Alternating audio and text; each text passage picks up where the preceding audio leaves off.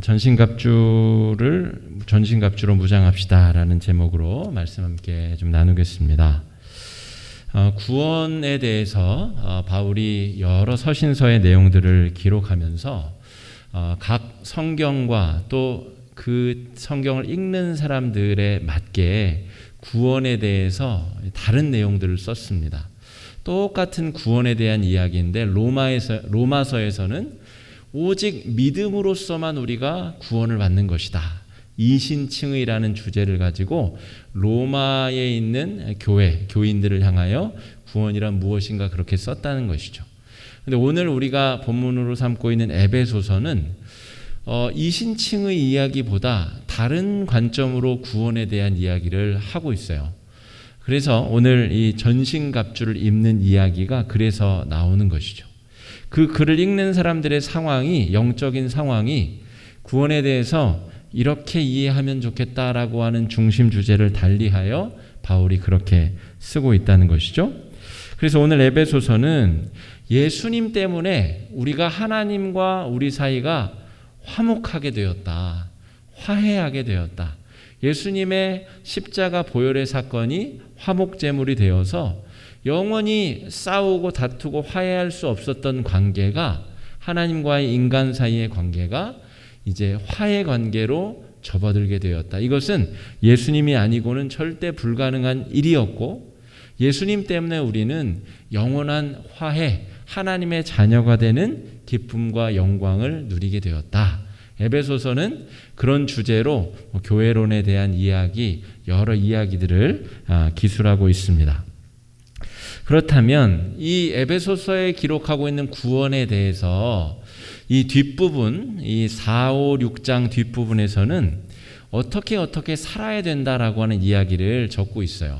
그러니까 구원이 우리가 어떤 천국에 들어가기 위한 어떤 자격증을 얻는다거나 아니면 이 구원을 받았다고 하는 증표를 얻는 그런 것이 아니라, 구원을 받았다고 하는 것은 우리의 속사람 안에서부터의 변화, 구원을 받았다는 것은 우리의 속사람이 새로운 변화에 들어가게 되었다. 우리 장로님 찬양의 고백도 그런 내용 아닙니까?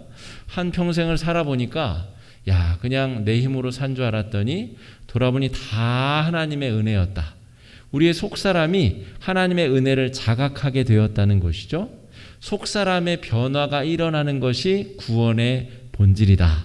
그리고 속사람의 변화가 일어난 사람은 다른 식의 삶을 살게 된다. 그래서 에베소서 4, 5, 6장의 내용에는 남편아, 아내들아, 남편은 아내를 이렇게 사랑하고 아내는 남편을 이렇게 섬기고, 또 종들아 너희 상전을 이렇게 섬기고 상전들아 이렇게 하고, 이런 여러 가지 실제적이고 구체적인 변화된 삶의 내용들을 다루고 있다라고 하는 것이죠. 그런 변화들이 우리 가운데 이미 이루어졌는데 우리는 그 변화의 발달, 성장을 잘 맞춰가고 있는가, 우리가 말씀을 통해서 오늘 살펴봐야 됩니다. 지난주 중에 국제적으로 아주 큰 사건이 있었습니다. 아프가니스탄이라고 하는 이 중국의 이 서쪽에 있는 이 나라, 이 유럽하고 연결 실크로드의 가장 핵심적에 있는 무슨 스탄 하는 그 나라들 모여있는 그 나라 중에 미국이 20년간 끌어온 전쟁이 있어요. 우리 9.11 테러가 2001년도에 있었는데 그 배후에 오사마 빈 라덴이라는 사람이 그 탈레반이 보호하고 있는 탈레반 정권 하에 숨어 있다라고 하는 정보를 입수하고 아프가니스탄을 전격 침공합니다. 그리고 이 아주 이슬람 원리주의자인 탈레반 정권을 몰아내고 미국이 20년간 거기서 이제 국가 재건, 아프가니스탄의 재건, 테러 조직의 섬멸, 이런 것을 위해서 20년간 이제 지켜왔었습니다. 그런데 지난 주일이었죠. 지난 주일 사진입니다. 이게 미군이 9월 11일, 그러니까 9.11 테러 이후에 20년 만에 이제 아프간에서 전면 철군을 하기로 했고, 그동안 우리 아프간 이 정부군 30만 명을 양성해 놨기 때문에, 그리고 미군의 모든 군 무기들을 그대로 내버려 두고 방어할 수 있도록 해두고 우리는 철군한다. 이렇게 계획을 발표하자마자 탈레반들이 힘을 내서 다시 아프가니스탄을 점령하기 위해서 찾아들었고, 지금 나라가 온통 아비규환 상태입니다. 탈출을 할 수 있다면 탈출하기 위해서 지금 저 미군 군용 수송기에 어떻게든 올라타기 위해서 지금 나라가 온통 난리가 난 상태인 것이죠. 그 사건에 대해서 단편적으로 우리가 이해할 수는 없지만 20년이라는 시간은 짧은 시간이 아닙니다. 강산이 2번 변하는 시간이고, 그 나라가 재건되기에 어떻게 보면 적지 않은 시간이다라고 말할 수 있는 것이죠. 그런데 30만 명의 정부군이 있었고 탈레반 군은 약 6에서 8만 정도, 그러니까 수적으로도 우세하고 이 무기도 굉장히 좋은 미군 무기들을 그대로 남겨뒀기 때문에 상당히 방어할 수 있을 것이다라고 예측을 했는데 여지없이 무너져 내렸다는 것이죠. 다 손들고 투항하고 다 무기 넘겨주고 그렇게 나라가 지금 초토화된 상황에 내몰렸다는 것입니다. 우리가 오늘 말씀의 주제와 연관지어서 생각해 보면 20년이라는 시간 동안 이 아프간의 정부 그리고 군은 과연 성숙하고 성장하였는가? 자기 자신을 보호할 수 있을 정도의 힘을 갖추게 되었는가? 그렇지 못했다는 것이죠. 결과론적으로 20년간 그저 근근히 버티게만 했지 사실은 자주적인 힘으로 나라를 보호할 수 있는 능력을 갖추지 못했다는 것입니다. 바울이 지금 구원에 대해서 이야기하면서 성도 여러분, 구원을 받으셨다면 그것은 천국 가는 자격증을 얻은 것이 아닙니다. 그때부터 우리의 속사람이 변화되어서 속사람이 건강하게 되어서 이 세상을 힘차고 능력 있게 살아갈 수 있게 되는 사람들, 그 사람들이 바로 성도라 불리는 사람들입니다. 그래서 4장 5장에 끊임없이 종들은 이렇게 살아야 됩니다. 주인들은 이렇게 살아야 됩니다. 남자들은, 여자들은 하나님께서 우리에게 주신 그 은혜를 누리는 성도들은 각자의 자리에서 능력 있게 이렇게 살아낼 수 있습니다 라고 하는 이야기를 계속 하고 있는 것이죠. 속사람의 무장에 대해서 오늘 에베소서 6장에 대해서 이야기하고 있는데요. 우리의 속사람이 매일매일 성숙하고 성장해야 되는 게 맞습니다. 그런데 이 세상에 악한 권세를 가진 마귀는 우리의 속사람이 성숙하고 성장해지기까지 기다려주지 않습니다. 우리 성도들도 교회 문 밖을 나서면 똑같이 세상 사람들처럼 환난과 시험과 어려움을 겪게 된다는 것이죠. 성도라고 하여서 코로나 바이러스가 피해가는 것도 아니고 코로나의 이 어려움이 성도들의 삶의 자리를 비껴가지도 않는다는 것이죠. 똑같이 우리도 이 세상 속에서 세상의 환난과 고통과 시험과 마주해야 되기 때문에 우리의 속사람이 무장해야 될 필요를 6장에서 바울이 이야기하고 있는 것입니다. 시험과 환난과 고난의 문제가 예수를 믿든 믿지 않든 모든 사람에게 동일하게 닥치고 그 시험에 맞서서 환난에 맞서서 성도들이 어떻게 변화받은 구원받은 성도로서 살아낼 수 있을 것이냐, 그것을 위해서 바울이 아주 회심의 지금 마지막 권면 당부의 말씀 에베소서를 마무리 지으면서 6장에 너희들은 성도들은 영적인 전신갑주로 무장해야 됩니다 라고 하는 이야기를 하고 있습니다. 이 온라인 예배가 지금 몇 주 되면서 제가 시작되고 나서 굉장히 힘들었습니다.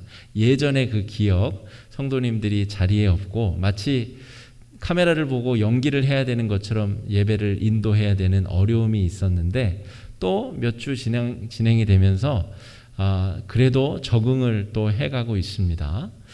우리가 교회는 교회대로, 또 사업을 하시는 분은 사업을 하시는 분들대로, 또 우리 교우들 중에 지금 병원에 왔다 갔다 하셔야 되는 분들 얘기를 들으면 병원에 한번 가는 것도 보통 어려운 일이 아니라고 말씀을 하시더라고요. 그러니까 모든 분들이 다 큰 어려움을 겪고 있는데 그 상황에서 우리는 우리의 속사람이 제대로 잘 반응하고 있는가, 영적으로 그 어려움들을 잘 막아내고 또 마귀의 공격을 잘 쓰러뜨리고 있는가 우리가 잘 살펴야 된다는 것이죠. 왜냐하면 악한 권세는 이 시험과 환난과 고난을 악용하기 때문에 그렇습니다. 시험, 환난, 고난은 그것 자체가 우리를 쓰러뜨릴 수 없습니다. 그러나 마귀가 공중권세 잡은 자들이 그 환난과 시험을 악용해서 우리의 약점을 끊임없이 파고들기 때문에 이 어려운 시간 동안 우리가 낙담하기도 하고 시험에 들기도 하고 신앙에서부터 떨어지고 멀어지기도 한다는 것이죠.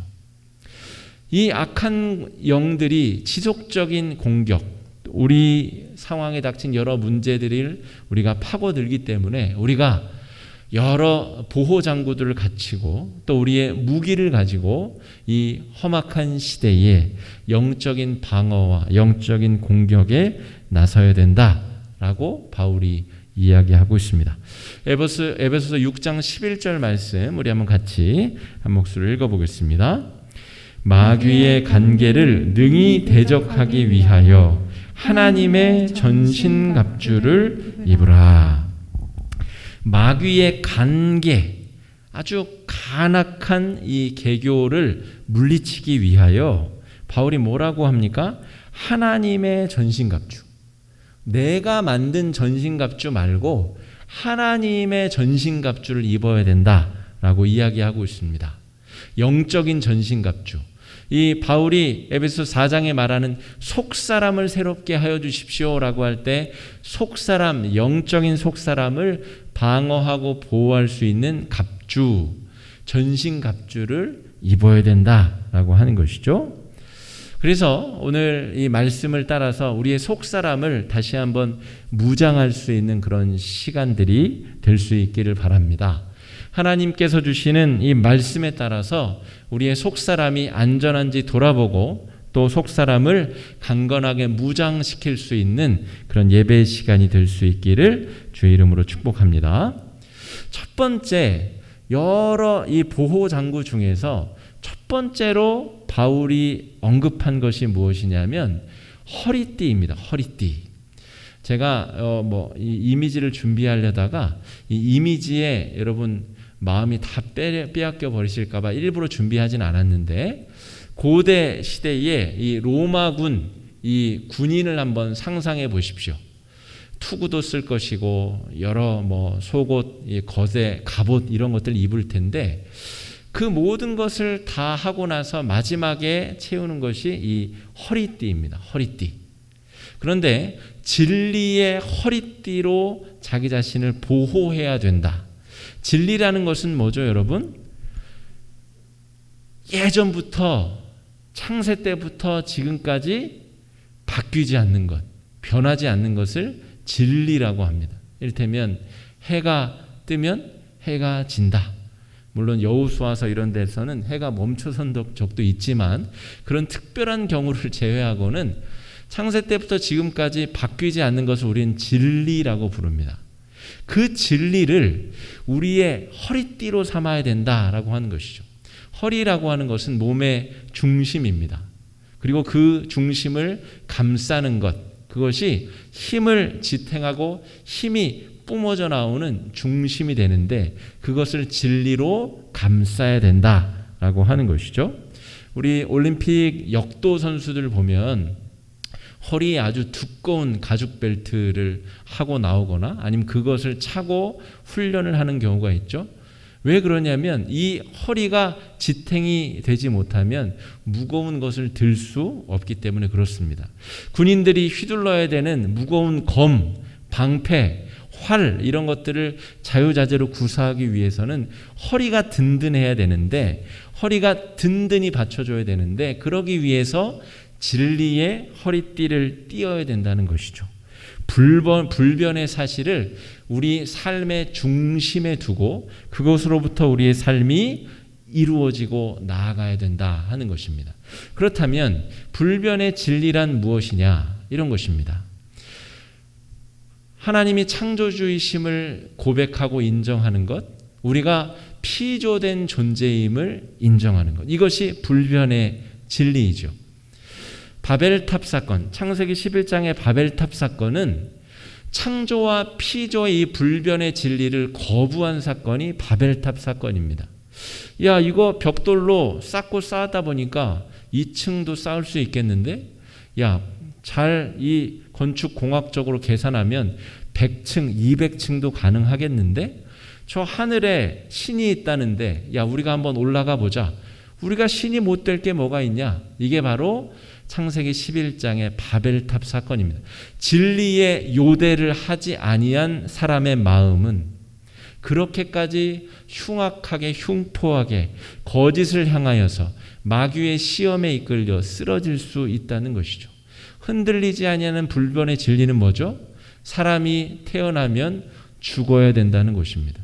이것을 막은 사람이 아무도 없습니다. 중국의 진나라의 시 황제 역시도 자기가 죽지 않겠노라고 여러 가지 좋은 것 다 먹다가 오히려 몸에 해로운 것도 많이 먹었다 그래요. 이거 먹으면 안 죽는다고 하면서 막 중금속을 먹기도 하고 온갖 희한한 짓을 몸에 하다가 오히려 더 빨리 죽었다고 하죠. 죽음을 막을 수 있는 존재가 없다는 이 진리를 기억하고 삶의 원동력으로 삼는 자가 하나님을 경외하는 삶을 살 수 있다는 것입니다. 구원받은 성숙의 삶을 살아낼 수 있다는 것입니다. 우리가 우리의 노력과 공로로 구원을 쟁취할 수 없다라는 믿음, 십자가의 사랑과 그 은혜로만 구원을 받을 수 있다라는 이 불변의 진리를 허리띠로 삼아야 우리는 이 악한 시대에 이 어려움과 고난의 시대를 능히 이겨낼 수 있습니다. 두 번째 바울이 이야기하는 보호장구는 가슴보호대입니다. 가슴보호대. 의로움의 흉배를 차야 된다. 의의 흉배라고 나오는데 해석하면 의로움의 가슴보호대입니다. 이 가슴은 심장이 있는 아주 중요한 곳이죠. 그래서 급소 중에 급소입니다.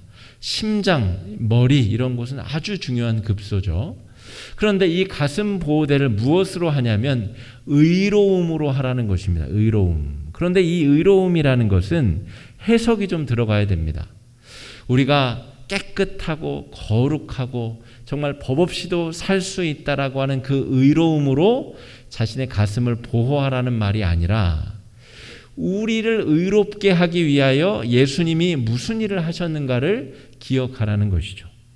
우리의 심장에 그것을 새기고 예수님께서 나 하나를 살리고자 십자가에서 벌겨벗겨 아주 참혹한 죽음을 당하셨다는 대속의 죽음, 그것 때문에 우리가 의로워졌다는 사실을 잊지 말라는 것입니다. 여러분, 십자가 대속의 죽음을 기억하지 못하는 사람은 쉽게 시험에 듭니다.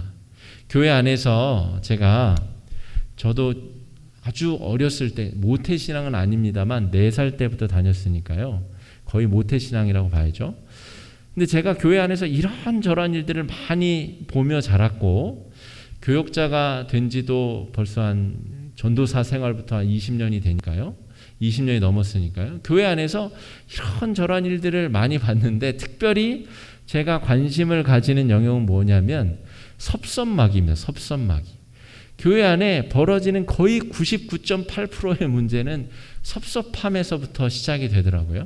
그것이 교회가 쪼개지는 문제든 아니면 성도들 간의 사사로운 다툼이든 결국 그 아주 아무것도 아닌 것 같은 그 섭섭함, 작은 섭섭함에서부터 모든 문제가 시작이 되는데 그 섭섭함, 우리 마음에 생기는 그 섭섭함을 보호할 수 있는 방어체계는 무엇이냐면 우리가 은혜 받은 존재, 내가 예수님의 보혈로 의롭게 된 사실을 기억하지 못하면 섭섭함의 공격을 막아낼 수 없다는 것입니다. 내가 의롭고 내가 잘나서 구원받은 것이 아닌데 우리는 너무나 쉽게 그것을 잊어버리고 살아간다는 것이죠. 나중에 등장하는 구원의 투구도 이것과 관련이 있습니다. 우리를 의롭게 하신 그 하나님의 사랑으로 우리는 우리의 심장, 우리의 마음, 우리의 가슴을 보호해야 됩니다. 세 번째, 평안의 신발을 신어라. 그러니까 진리의 허리띠, 의의 흉배, 그 다음으로 등장하는 게 바로 평안의 신발입니다.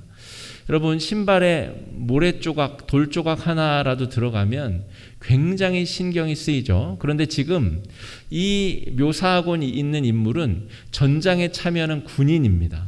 그러니까 그 군인의 신발에 뭔가 들어가 있다고 하는 것은 굉장히 전투에 임하기 어려운 상황이라고 말할 수 있겠죠. 그런데 바울은 평안의 신발을 신어야 된다라고 하는 것이죠.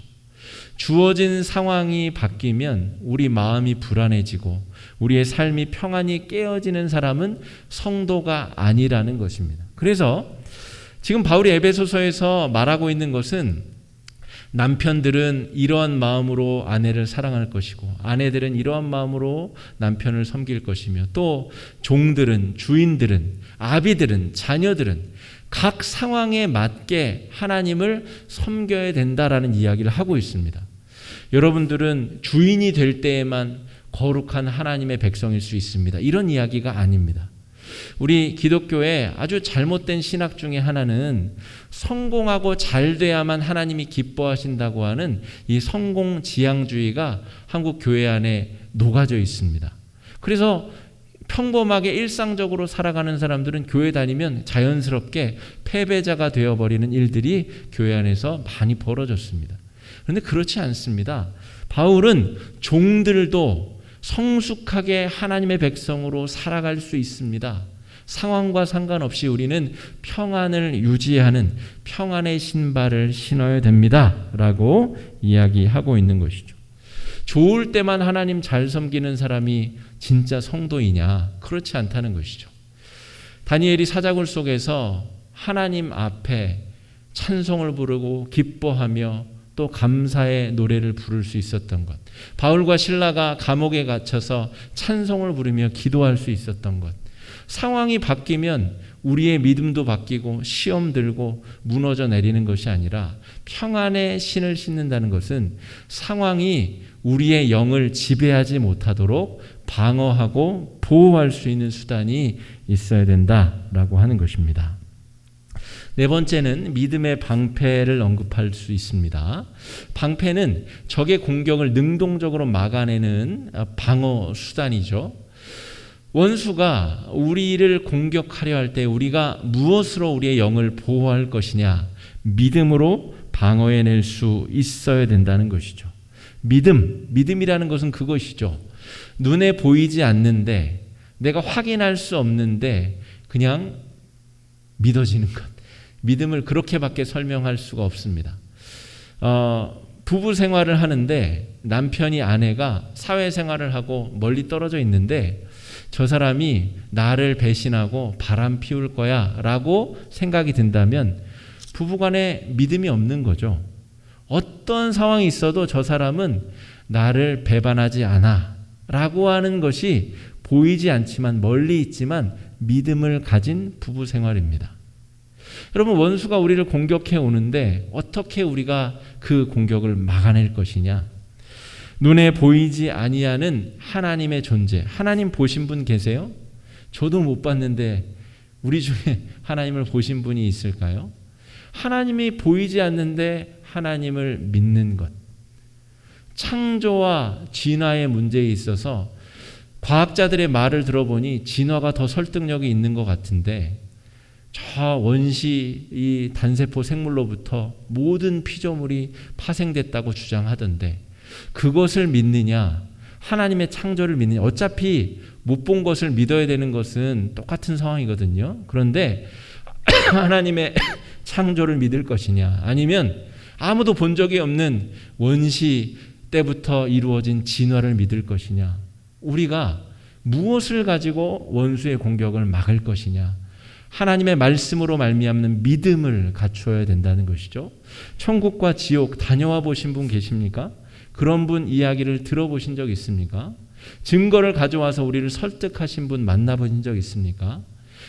그런 일이 없음에도 불구하고 하나님의 그 거룩한 심판, 예수의 재림과 심판과 그 이후에 이루어질 천국과 지옥을 우리는 믿는 믿음으로 우리 신앙을 지켜나가고 있다 하는 것이죠. 믿음이 우리의 영혼을 방어할 수 있는 아주 중요한 방패가 된다 말할 수가 있겠습니다.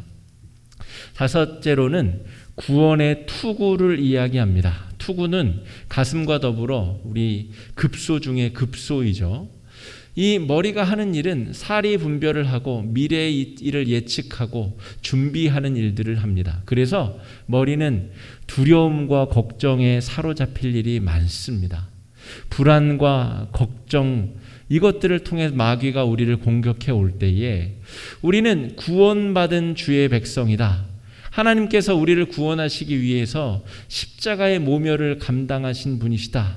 그러한 구원에 대한 확신, 지금 내 생명이 끊쳐진다 할지라도 나는 하나님의 구원받은 하나님의 자녀다라고 하는 구원의 확신이 우리를 수많은 걱정과 근심, 두려움으로부터 우리를 건져낼 수 있습니다. 구약 성경에는 굉장히 비합리적인 전투들이 많이 등장합니다. 출애굽 당시에도 뒤에는 애굽 군대가 쫓아오고 앞에는 홍해가 가로막고 있었던 일이 있었죠. 걱정과 근심으로 따지자면 그 위기를 어느 누가 빠져나갈 수가 있겠습니까? 그런데 하나님께서 그 걱정과 근심을 완전히 날려버리시는 기적을 베푸시죠. 하나님이 우리를 구원하시는 분이시다라고 하는 믿음 안에 우리의 머리는 걱정과 근심으로부터 해방과 자유를 누릴 수 있다는 것입니다. 언제 어디서나 흔들리지 아니하는 구원의 소망을 붙잡고 우리의 머리는 우리의 근심과 걱정으로부터 자유할 수 있다는 것이죠. 여섯 번째는 성령의 검을 이야기하고 있습니다. 유일한 공격 무기입니다. 지금까지 5가지는 다 방어하기 위한 수단이었고 유일한 공격 무기가 성령의 검입니다. 성령의 검은 하나님의 말씀이라고 하는 부연 설명이 되어져 있습니다. 우리가 무엇으로 마귀를 무찌를 것이냐, 항상 방어만 하다가 날 셀 것이냐, 그렇지 않다는 것이죠. 적절히 방어하다가 중요한 때가 되면 마귀의 심장을 찔러야 되는데 그 심장을 찌르는 것은 나의 공부를 많이 한 지식이나 나의 화려한 언변이나 나의 관계, 내가 가진 돈으로 상대할 수 없다는 것이죠. 마귀는 그렇게 쓰러뜨릴 수 있는 존재가 아니라는 것입니다. 기록된 하나님의 말씀, 우리 가운데 살아있는 말씀으로 오신 예수 그리스도의 사건, 선포되는 하나님의 말씀을 통하여 우리는 마귀의 공격을 막아낼 수 있고 무찌를 수 있다는 것입니다. 말씀 앞에 마귀는, 거짓을 조장하는 마귀는 맥을 출 수가 없습니다. 하나님의 말씀 앞에 이 사악한 마귀는 무너져 내리고 녹아내릴 수밖에 없다는 것이죠. 그러므로 여러분, 이 말씀을 소중히 여기는 태도, 말씀을 묵상하고 말씀을 암기하고 말씀을 내 삶 속에 가까이 두려고 하는 태도는 100번, 1000번 강조해도 부족함이 없습니다. 하나님께서 우리에게 이 말씀의 은혜를 주셨음을 우리는 너무나 귀하고 감사하게 여겨야 될 줄로 믿습니다. 코로나가 길어지면서 우리 성도들 여러 삶의 상황이 녹록지 않습니다. 또 신앙생활을 지키는 것, 경건생활을 유지하는 것이 더욱더 쉽지가 않습니다. 그러나 이런 때가, 이런 위기가 사실은 우리의 영혼의 상태를 다시 한번 돌아볼 수 있는 너무나 중요한 계기임을 우린 또한 발견하게 됩니다. 6가지를 제가 지금 말씀을 통하여서 말씀을 드렸는데 이 6가지 중에 나에게 취약한 부분이 무엇인가를 잘 찾아내야 됩니다. 왜냐하면 내가 찾아낼 수 있다는 것은 마귀는 이미 알고 있고 그곳을 이미 여러 차례 공격해왔으며 앞으로도 그곳을 노릴 가능성이 굉장히 높기 때문입니다. 평소에 걱정, 근심이 많으신 분, 섭섭마귀가 자주 들락날락 하시는 성도님도 계실 것이고 하나님의 말씀에 취약하여서 늘 방어에 급급한 성도님들도 계실 수도 있습니다.